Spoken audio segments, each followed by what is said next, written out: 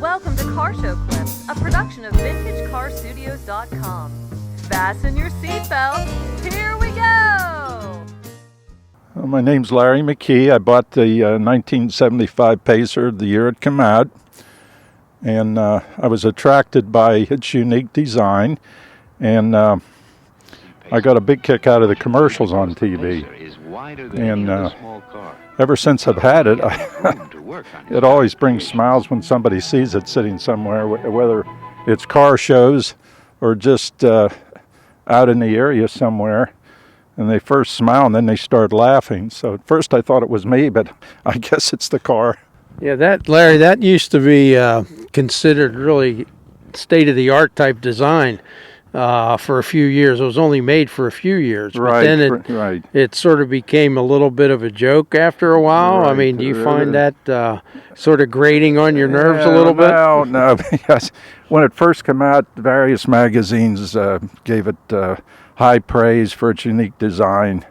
I've had a lot of interest in it since. When I go around to car shows or just have it parked in the neighborhood or something, somebody always comes up and they're smiling and then they start laughing. So I guess it was the car, not necessarily myself. I don't see that many of them on the road anymore.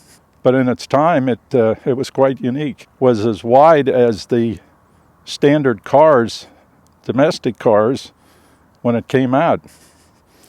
And the passenger door was actually wider than the driver's side for better access. No, they were sort of touted by the car magazines as being rather unique and forward-thinking. This was kind of like to be the car of the future. Oh, yes. I think it was ahead of its time in some ways, but Richard Teague, the stylist with American Motors, actually started working on the design in 1971, and it was 75 when it, of course, was issued, but they originally were going to come out with the Wankel rotary engine. Anyway, they ran into production problems, and then they were going to get it off General Motors, and then General Motors was not too happy with it. So then they had to redesign everything because they ended up with the American Motors six-cylinder engine in it. So that caused them a lot of excess problems.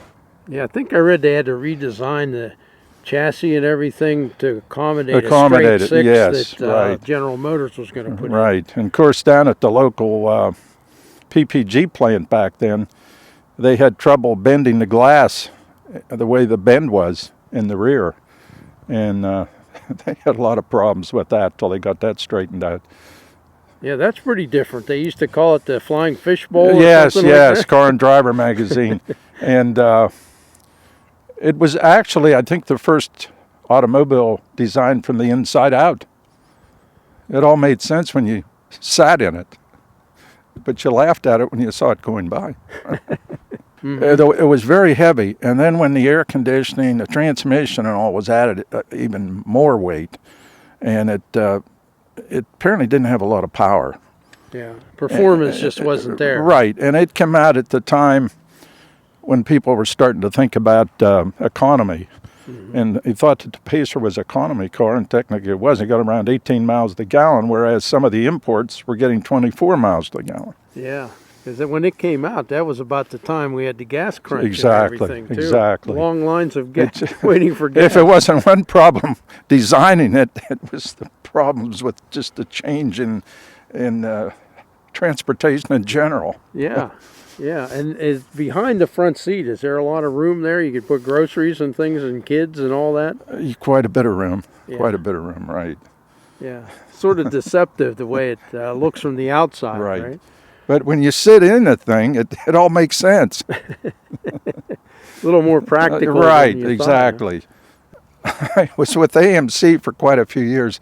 I had bought the 72 Javelin, and I sold that to a coworker, and then I got the 75 Pacer, and then it went into my father's name, and I got a 75 Matador, and then my father had a stroke. He wasn't driving, so then it went into my mother's name. We're keeping it in the family, and after the 77 Matador, I had an 84 Eagle.